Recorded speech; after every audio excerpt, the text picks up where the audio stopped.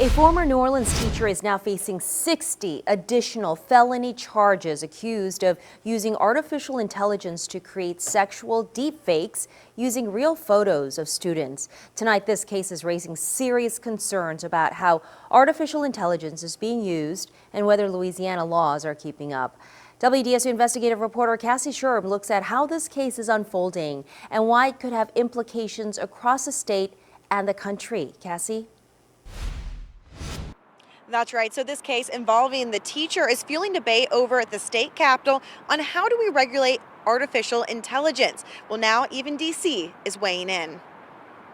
It's got to create some type of anger with you when you're dealing with these type of pedophiles. That frustration is now playing out both in the courtroom and at the state capitol as lawmakers debate how to keep up. That artificial intelligence is growing or faster than the laws can keep up. According to court documents, Benoit Krensak, a former teacher at Isidore Newman School, is accused of using photos pulled from social media to create explicit images. Investigators say the faces in those images belong to real girls, including New Orleans students. I don't have any access to the images. I don't know what the situation is at all.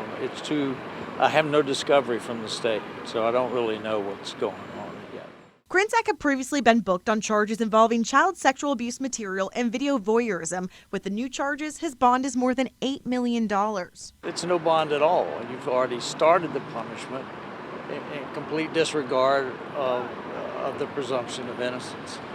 So it doesn't make any sense. Cases like this are now prompting a broader push at the state capitol, where lawmakers have proposed nearly 20 bills this session aimed at regulating artificial intelligence. That person who's been entrusted with our children should face extreme penalties. State Representative Brian Fontenot is working on legislation addressing how deepfake cases are handled. My bill talks about the sharing, giving, disseminating, and/or the willful and intentional possession of these images if someone sent them to you. And now adding to it. I think it deserves that an amendment be placed in multitude of these bills that are moving in the Capitol now that involve professional educators creating imagery of their students. His is being pushed through, but a third of the AI proposals have already been pulled back due to pressure at the White House as they push for a single nationwide approach, raising concerns over federal funding at risk. I think just the fact that it's so new that they don't want each state to regulate it differently,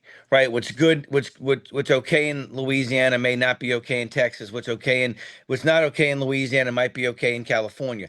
They want to try to have kind of a universal, almost let Congress do a good bit of the work.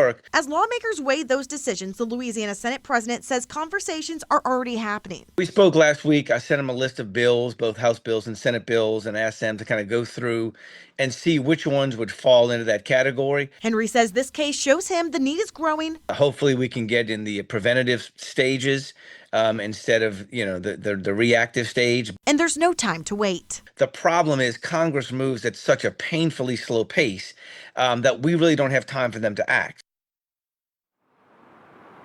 Now, Krensak will remain here at the Orleans Parish Jail back behind me here, and we are hearing that as they continue to investigate some of that information technology that has been received, there could be more charges along the way. Reporting here in New Orleans, I'm Cassie Sherm. Back to you. Cassie, thanks. Right now on our WDSU mobile app, we have a closer breakdown of the charges that Krensak is facing.